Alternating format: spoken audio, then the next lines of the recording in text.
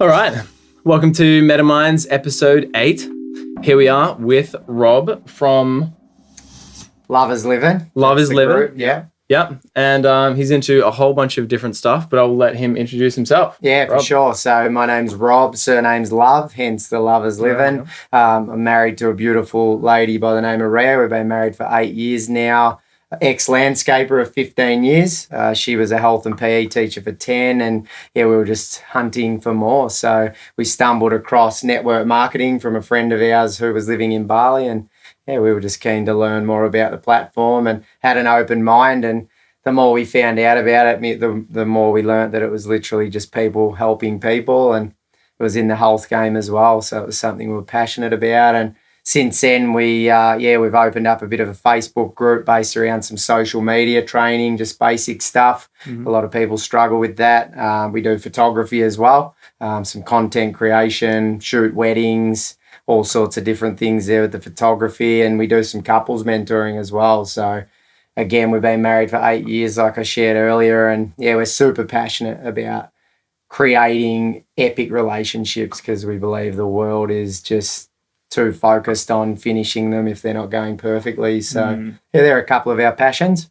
that we absolutely love. Awesome. Yeah, it's an interesting kind of marketplace in the relationship kind of era at this moment. It's like there's a lot of superficial stuff that's kind of going around. And also in terms of actually meeting people, it can be extremely hard to do that if you're not lucky enough to have known people for a long time and then fall into a relationship that way with the whole swiping culture and that kind of thing. So even just actually meeting and getting to know people is hard. And then when you do, you're like trying to connect with them on a deeper level and that kind of thing. It's like, I'm sure it would be hard to actually foster a very deep, loving relationship, or harder than normal in this kind of day and age. Do you find that with your clients or? Yes and no. I think it's interesting, like everything I touched on that's in our group, we focus on with everybody. So we're obviously in health.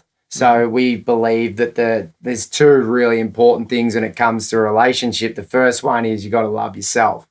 It's no good trying to love other people if you're not happy with yourself. So we really focus on making sure people are feeling good, and filling their own cup. And then, of course, it's that time freedom where our network marketing career comes in. So I think if people focus on those two things, then relationships become a lot easier and a lot easier to find. So, Rhia and I met on a blind date, and neither of us were actually looking for anything, but we were happy with ourselves. So internally we were happy, and we just stumbled across each other, and that's 8 years ago. That's great. Yeah. So when you have these new clients that you communicate with, how do you foster that in them? How do you create that sense of like value driven living, really? Yeah, for sure. Is that hard? How do you? Yeah, it's just through good questions, right? Like anything, you've got to ask good questions and you get good answers. The deeper you go with people, the more they open up, and you've got to create a relationship with them as well, right? It's no good if they don't trust you. It's all about the know, like, and trust. So if people know, like, and trust you, they're going to tell you more, and it becomes a lot easier. And again, you've got to share with them individually to go away and work on themselves, because if they're trying to keep each other happy, but inside they're unhappy, it's a recipe for disaster, to be honest. So good questions, good answers, simple as that. Yeah, interesting. Yeah, that is something else that's like quite hard to kind of foster in this, again, superficial world, is self-love. And I've like run into a lot of people that aren't even self-aware enough to think that they have to value and love themselves, especially when a lot of marketing is jammed down their throat saying you have to be like this and you have to buy this, otherwise you're not going to be happy and you're not going to have good friends and that kind of thing. So it's even harder than it should be to actually love yourself and foster a good relationship with yourself before you can then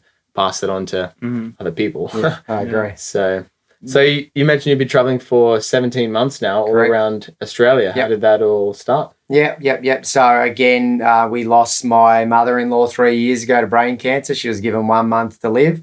Watched her work her whole life to the age of 63, and was right on retirement. One of her big goals was to travel around Australia. So we decided to pack up and just do it, and obviously having an online business creates that opportunity to do it. And we're just loving the journey so far. It's the best thing we've ever done for ourselves, our relationship, our career, because we're together all the time. Before that, we were apart a lot with my work. My work was away, so we didn't get to see each other, and it's impossible to create a loving relationship when you're not together. Yeah. So yeah, we're just continuing to do it for as long as we can, and before we have kids, and if we ever have kids, you know, we're definitely a couple that believe if you don't have them, you don't have them. There's no rules in our eyes, and we just accept people for who they are. So yeah, loving the journey. Great. So you got a real decked out van then? Oh, not really, mate. We've kept it pretty simple. Yeah. We've just got a plain old iLoad, mate, where nobody knows. We're very inconspicuous. So there's a tip for anybody looking to travel. Make sure you keep it low key because you can hide anywhere. Nice. Yeah. Interesting. I'll note that one. That's great. Yeah. So what kind of travel plans do you have for the next couple of months? We're around, mate. We've sort of based ourselves out of the Sunshine Coast for the last 12 months. We head to Fiji next month, which is exciting, just a company trip that they're sending us on. But yeah, we're loving Queensland, mate, to be honest. It really suits us. We're country Vic kids, but we love the coast and we love the heat. So I think Queensland's got us for a while now. But yeah, we just sort of base ourselves and shoot off here and there when we need to, which is cool. Pretty flexible. Wonderful. And are you both into the photography side of things? My wife's the amazing photographer. I sort of tag along. I bought a drone just so I wasn't throwing rocks into the water when she. We've got some really cool photography now with the drone. It brings that whole new perspective, and I got a gimbal as well, which has been really cool because we do quite a bit of skating and just some little videos ourselves for our marketing and whatnot. So have a bit of a play with that as well, and an underwater housing too. So when we're out in the water, we can just catch, you know, so many diverse angles and everything like that. So she's got the eye though, mate. I just listen and agree. And are you picking it up, do you think? I am for sure. Yeah, we've shot about a dozen weddings now, so I've definitely picked up, and it's all on manual, so I've got to be quick onto it with the light and all those types of things. Especially with weddings, it's very it's fast paced, isn't it? It's cutthroat. So, but she's an amazing teacher, so it's something else that she does. Well, she was a teacher for 10 years, but she's really good at teaching people how to do things in a nice, simple way. So, yeah, she's been great for my photography knowledge and learning, that's for sure. Yeah, I think it's very important to learn from your partner, whether they're directly teaching you or you're just observing them. It's like, I find it's very good to understand what their skills are and learn from what they have to kind of offer as well, because you can grow with that, even if it's not necessarily something that you're like very passionate about, that you really want to do. Even if it's like they're into yoga or this and that, it's just observe what they do and give it a shot, because like you never know, it's actually like quite a bit of fun if you do actually give that a shot. You're right, mate. And I think that you've got to respect each other for where you're at, and like you said, give it all a try. If you love each other and you want to create an exciting future, you've got to have that balance, right? Like we spend a lot of time apart too. Like I'm more than happy for her to go and do things with the girls and I do things with the guys, but then, you know, it gives us that fresh energy when we're together to, you know, really spend that time together. Balance. It is all about balance. So how did you find yourself getting into the whole self-help kind of space? Like what made you passionate about wanting to jump in and help more people? Yeah, again, it was probably more my wife. So I was, again, a tradie for 15 years. So my environment wasn't great, but I was always into health. I've always been someone that's played a lot of sport and always taken pride in my nutrition as well before I met Rhia. And I was surrounded by guys that weren't. But what I did notice was that they would try and act very masculine, yet I would see them start to integrate things that I was doing. So it was all an ego, and that lit me up. So, you know, when we were shown this opportunity on how we could actually help people with their health, and then through that develop a lot and self-develop. Again, I was a tradesman, so I wasn't very developed in speaking. I was quite shy. I was quite introverted. So, you know, to grow, I knew that I had to push the boundaries and continue to develop and read and learn and listen to audiobooks. So, you know, the network marketing as a platform, again, it's great for the mere fact that you have to grow or you'll never succeed in it. So, you know, it's been the best thing for my self-development, that's for sure. Yeah, it's funny. I find when I'm teaching, you know, I feel like I do like teach other people different things from my experience as well as learning from everyone else. But yeah, when you're teaching guys and girls, they can have very distinct kind of learning styles. And as you mentioned, guys can be a bit more masculine. So I find that sometimes the way to actually teach them is actually just to lead by example. Because even if you like say, hey, I'm doing this and this works for me, like words sometimes just don't even sink in, especially in the context that they might be in their life. So if you just set the example and just show them how you were succeeding in that particular area and then learn from the way they're setting the example, I find that can be a very helpful way to do it for guys specifically, you know what I mean? 100%. And the more I've learned, like what someone is trying to push onto you is what's internally happening to them. So, you know, the guys at work used to, you know, give me a bit of lip about being healthy and try and stir me up, and it didn't faze me because I knew it was actually them that had the issue and the complex. So I just took it, and then eventually they started to move on, and deep down inside, they I think looked up to me for being healthy. So, you know, I just took it in my stride and watched them change, which was cool. No, that is great. I guess I want to share a story about modeling with one of my clients that I had. So basically, we'd have a decent communicative style. Everything was great, but there was definitely some boundaries in terms of like the behaviors that he would display in public. And I found that the most effective thing was me just being like the greatest model I could in any sort of situation. So I was always saying thank you, always saying please. If he was ever like, cause he was a bit abrupt with like knocking into people, or he'd be a bit, you know, jumpy, or like communicate with someone in a very aggressive manner. And I found that every technique I was doing was working, but it wasn't really sticking with him. But it was just over time, the modeling of the positive behavior, and it really changed him. Like he's never really negative anymore. It's like a whole new person now. It's crazy that modeling has been so subtle, because I've just been doing it gradually, but it's now like part of his life. That's right. And everyone's noticed he's like a whole new person, which 100%. is amazing. Because I was hitting a wall where I was like, how do I like progress any further? Like I'm trying all these things, but it was as simple as me just modeling positive behaviors, really. That's it. And he was quite possibly modeling what he'd been brought up seeing, right? You know, a father figure or a parent or a kid at school or whatever it is, quite often they're just modeling what they know. It's their blueprint. So, you know, you obviously changed his blueprint, which is really cool. Yeah, no, that's great. It's awesome.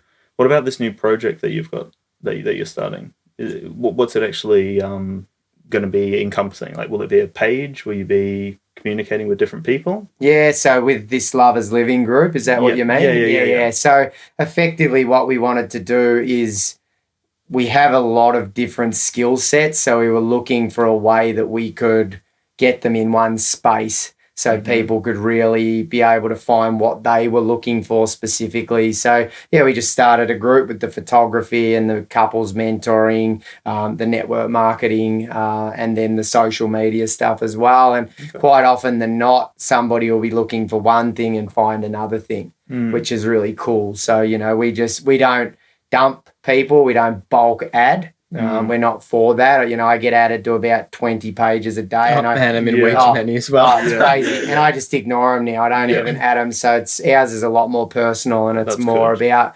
reaching out to people, or them reaching out to us. We'll filter through who we have in our page, because we want to keep it a nice clean energy, and we'll just tag people in what they specifically are looking for, and then they've got free reign. You know, if they're looking for photography yet need something in the health area, they can have a look at that if they like. And we've just created a safe space for power couples and couples without kids, and, you know, of course single people are welcome, but we more specialize in just couples without kids, because that's us. I hear from a few of my couple friends that are a little bit older, and, you know, just witness it from a lot of couples that do like get older, is that it can be much harder to find different friends. It's like couple friends as well, but also just you kind of lose connection with your current friends, whether they're guys or they're girls, because you kind of get into the whole, I have to get a house, and, you know, I mean, obviously you're doing the opposite of that, which is cool. But you kind of get sectioned off into your own little world, and it can be hard to connect with or stay connected with people. So that's really good. You're creating an environment where couples can meet new couples or new people that are also into the same kind of passions and that kind of thing as well. I think more of those things are very needed in our current society, you know what I mean? Well, I definitely do, mate, because we were in the box. So we did get married, we did buy the house, and kids were next on the cards, even though we weren't ready for kids, but we were just following society's expectation. Do what you're told. And we were. Trust me, we had the white picket fence in the house and the mortgage that we couldn't afford, yet we weren't ready for that. So, you know, it's another big reason why we're creating this space for couples that don't want to do that yet, you know, to show them that it's okay. And you can just travel or whatever it looks like. It might not be traveling, but, you know, as long as couples are happy and together and they're choosing, that's the most important thing. And just in generally, like showing people that they don't have to follow the path that we're identified with or we're conditioned with, you know. Seeing a huge tiny house movement. I've got a big obsession with the tiny house movement. There's a couple of YouTube channels that are big on that as well. And every time I see one, I watch the whole 40-minute video on the interview because I just love it. And this is kind of similar to that in that whether you're living in a van or just in a house that isn't a 5-story house that you're going to have 15 kids in, like just live off what you actually need, you know. And that's like, again, setting the example is a really good thing to do that because it's like tiny houses popping up, literally living off the grid with a few solar panels and like rainwater and not, you know, you do. It's all you need, and that's what's huge. And I think a lot of people are starting to realize that because they need to, but also just starting to realize that because that's what they actually want. There's more fulfillment there than actually owning a house that you can't afford that you'll be paying off forever, you know, which is not where anyone wants to be, especially in the current climate. You know? 100%. Yeah, I agree. Love it. Do you do any face-to-face sessions with people for the photography and for the social media marketing? Yeah, 100%. That's honestly, that's our goal. That like I think we prefer it that way. You can create that connection a lot more. And we're really going to look at, before we got married, we had counselling from our pastor. So, you know, that's something that we're really passionate about as well because there's so many things that we implement now into our marriage that other couples we know don't. And we've seen three other couples that got married a similar time to us in our friendship circle divorce in the first 2 years and they didn't have that mentoring through to understand how to have a good fight. It might sound like an oxymoron, but there's a way to have a good fight and, you know, just to never go to bed angry. All these little tips that we were given that we focus on every time now that we know when it's happening. So, yeah, face-to-face 100%, mate, where we can. It's obviously we are global, so it's not always possible, but yeah, as often as we can, mate. That's what we're aiming for. For sure. Those rawer connections. 100%. Yeah, definitely. Yeah, definitely. I think Dan's asking for himself because his photography skills aren't not up there. Rhea's out there, mate. She's doing some work in the van, so you can probably go pick her brain after this. We'll have to do that, man. What about other people in the community? What happens if they have maybe a strength in a different area? Is it possible for them to also, you know, collaborate with you and teach other people? 100%. Like I'm sharing. Yeah, definitely. Look, I think it's ignorant to believe that you know everything, and I definitely don't know everything. I'm learning every day, and I think it's important. You know, I'm sure I'll learn off you boys, and you might learn something off me. And I've got a meeting with a lady tomorrow that I was sharing that's specialising in working with tradesmen that are having mental health issues. So, you know, I can be a spokesman for her. She probably has more knowledge than me, but they can relate to me. So I've sort of offered to her that if she wants to use me as a voice, and we have a lot of, you know, speaker training and that in our career now, so I can actually articulate the way I used to feel, and they're going to resonate more with me than what they are with her. So, you know, if we can use each other to impact more lives, and I'm passionate about that. I know what tradesmen go through and what the environment's like. So, and where the industry's at the moment, and you know, it's a bit of a crazy time. So, 100%. I love collaborating. Definitely.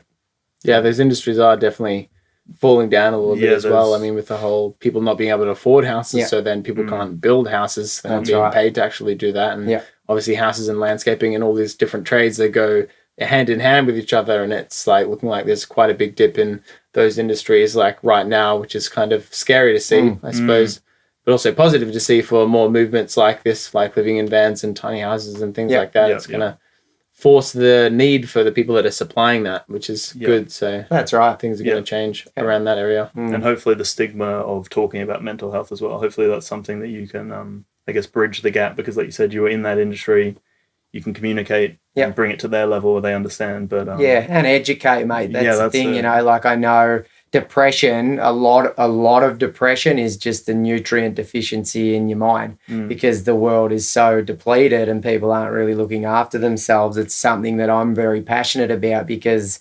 pharmaceuticals and the big companies, and I can go very deep here. I'm not going to go there, but you know, that's people are going to uneducated people in that area, or in an area where they're going to benefit more than what the client is. So I'm passionate about that too, just educating people that there's more to it than having some pills and praying that it works. Yeah, that's it. Yeah. Especially in the kind of trade space, I feel like, because it's a lot of, and similar with Lockie, our previous guest, who you also know, it's a lot of like the boys kind of culture, and you're working around a lot of guys, and so, I'm feeling a bit sad right now. I mean, you wouldn't really come out and say that on the job to the boys, but even if it kind of came up, they'd be like, mate, harden up, come on, don't be a pussy, and all this kind of stuff. It's not really a fostering environment to kind of say, hey, what's wrong? Do you want to talk about it? Like, let's just like actually work through this with you. So, and I suppose that's again because they have expectations to feel masculine and look masculine, whereas they really do need to be a bit more kind of open and be able to say their feelings and that kind of thing. But so it's good that there's more people in that particular kind of niche where people need it the most. 100%. And similar, as we said with Lockie as well, the male suicide rate is just absolutely ridiculous, especially in this part of the world as well, and especially with tradesmen and that kind of thing. So for sure. Yeah, there's a big need for it. 100%.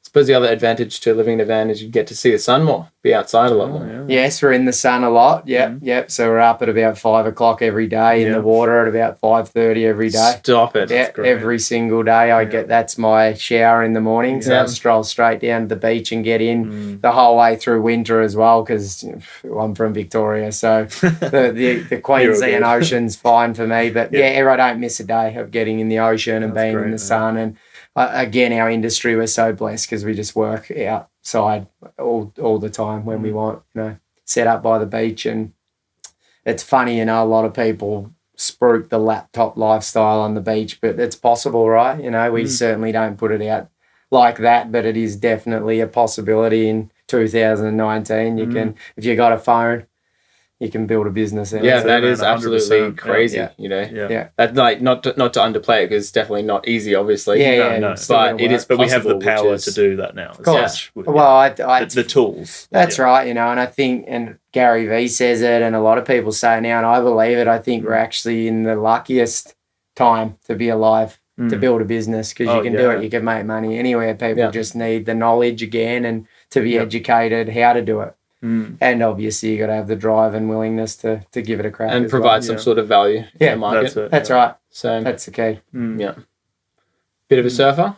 Surf every now and again. The boards don't make the cut in the van. I can imagine. They were in the top in the Ocky straps for a while, but they were getting a bit frustrating. So they're in a mate's shed back in Yarumba, just south of Coolum. So I'll grab them. We're there quite a bit, so I get them out, and that's my exercise, to be honest. That's my release. I don't feel guilty. I'll go for an hour and a half paddle during the day, and I'm a big believer that you've got to take a break and, refuel and refresh your mind. So that's my outlet. I'll go and sit out in the ocean and have a paddle and, get some fitness while I'm doing it. Fantastic. It's perfect. It definitely always like being in nature, but also being in the ocean and surfing as well. It definitely brings you into the present, because you have to be when you're trying to catch waves. That's it. Just even if you're just sitting on your board, not trying to catch a wave, just like watching the waves go past you and that kind of thing, being in the actual ocean, it's just that's so therapeutic. It gets you in touch with nature and your body, which is fantastic. Yeah, and it's all science now. There's scientifically proven, I think, now that the ocean is cleansing and soothing and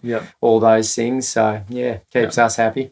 Yeah, that's really cool. So for couples in need of maybe not anything in particular, but that are maybe struggling or getting into a new relationship, or have been in a relationship for a long time that are in a slump, what are the kind of go-to things that you recommend to those kinds of people to get out of it? What are the first kind of tips that you kind of jump into? Yeah, so again, it's bringing it back to yourself. A lot of couples try and blame each other for what's going on, and one's always more right than the other, but it's definitely self-care and really reflecting on what's happening. Like if you are feeling that, it's taking the step back and going, all right, how can I improve? Because a lot of couples, and I'm married and we're not perfect, but quite often at the start, and you guys would know it if you've been in relationships, you'll do anything for your partner. And the longer it goes on, I think you start to forget that, and you're like, well, you do it. They ask you to take the bin out, or, whatever the example is, and you're like, what am I, your slave? Whereas at the start, you would do anything. No worries, honey, I'll do that. So it's really reflecting on why you're feeling like that. And more often than not, there'll be something lacking in your own personal life that needs to be sorted out. So it's definitely that, mate. And then I think as a couple, there's the book, The 5 Love Languages. Yeah. That's where we start every couple, to be honest. It's like you got to read that and you've got to learn, A, your love language, and B, your partner's, and meet those needs, as much as sometimes you might not feel like it. I think it's important to put the effort and energy in to make sure that they feel great as well. So there are a couple of basic tips. I think that talking about it helps. Don't be silent. Make sure you're verbalizing it, and I suppose accepting as well where your partner is at the time. When Rhia and I first started this self-development journey, she skyrocketed a lot faster than me, and we were at each other a little bit, and then we had a conversation. I think we heard something from a leader in our company, and it was like, you've got to accept that you won't go at the same speeds. And we had that conversation, and, it was all good from there, because we accepted that was where it was. And now we to and fro, I've caught up, and some days I'm better, but we're always lifting each other up. And again, that comes back to filling your own cup. Yeah. And that's what's good about partnerships, I suppose. Some are more strength, have more strength in some areas, and some have more strength in the other, and that's what the combination synergistically makes it even better. Definitely. And it's just appreciating, like you're saying, the values of each person. 100%. Yeah, and communication, understanding their communication. And, and it takes work, right? It's like people almost need a booklet when they get into a relationship. It's like a brand new job. You're an apprentice with every new partner. So you need to work on it. Like anything, they don't just exist. There's no perfect couple out there that are just never fight, or everything's always just 100%. So you have to physically and mentally and emotionally work on it all the time. It's funny. It's so much easier to point out other people's flaws and see other people's flaws before you see that in yourself. And just even being aware of that, I find, allows me to, when I see a flaw in someone else, and immediately jump on that judgment train, I go, wait, hold on, where is this coming from? And like, who is the one that's actually thinking this, and why is that, where is it coming from? Like, because you generally, like, when you think something negative about someone else, they say that you actually think that about yourself. Which is really hard to accept sometimes, because I'm like, no, there's no way I think that about myself. But you just look deeper into it, and you're like, maybe I do, maybe I do need to work on that particular thing. And that's even with friendships. It's not even just relationships. Oh, that's right. That's right. People, I think, we're such stuck in the consumerism now, and we don't watch the news, we don't read the paper, we don't read the magazine. It's cancer. It is, mate, 100%. So we don't know what's going on around us, and we don't need to know. It's none of our business, and we know that majority of it's made up, and someone's making money from it. So again, it's another big thing. Turn the tally off and talk to each other, rather than stare at that and gossip and bitch and moan about everybody else in the world. That's it, man. Yeah.